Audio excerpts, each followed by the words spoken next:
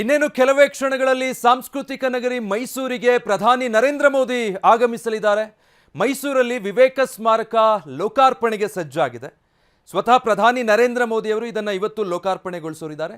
ಇನ್ನೇನು ಕೆಲವೇ ಕ್ಷಣಗಳಲ್ಲಿ ಅವರು ಮೈಸೂರಿಗೆ ಆಗಮಿಸ್ತಾ ಇದ್ದಾರೆ ಸ್ಮಾರಕವನ್ನು ಉದ್ಘಾಟನೆ ಮಾಡೋ ಸಲುವಾಗಿ.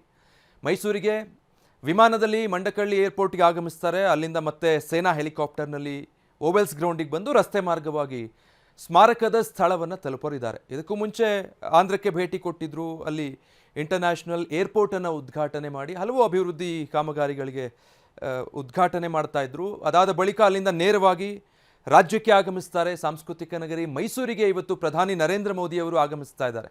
ಹೀಗಾಗಿ ಇಡೀ ನಗರ ಸಜ್ಜಾಗಿದೆ. ಒಂದು ಕಡೆ ಸಂಪೂರ್ಣವಾಗಿ ಪೊಲೀಸರು ಹೆಜ್ಜೆ ಹೆಜ್ಜೆಗೂ ಕೂಡ ಕಾವಲು ಕಾಯ್ತಿದ್ದಾರೆ. ಖಾಕಿ ಸರ್ಪಗಾವಲು ಅನ್ನುವಷ್ಟರ ಮಟ್ಟಿಗೆ ಇಡೀ ಮೈಸೂರು ಸಂಪೂರ್ಣವಾಗಿ ಇವತ್ತು ಪೊಲೀಸರ ಸುಪರ್ದಿಯಲ್ಲಿದೆ ಪ್ರಧಾನಿ ನರೇಂದ್ರ ಮೋದಿ ಅವರ ಆಗಮನದ ಹಿನ್ನೆಲೆಯಲ್ಲಿ.